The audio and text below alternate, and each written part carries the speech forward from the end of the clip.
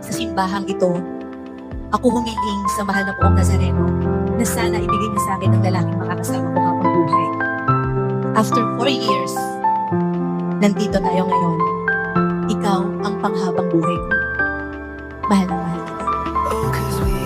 Ito na yung araw na hinihintay natin ang maging isa tayo. Alam mo naman na gagawin ko ang lahat para sa ating pamilya.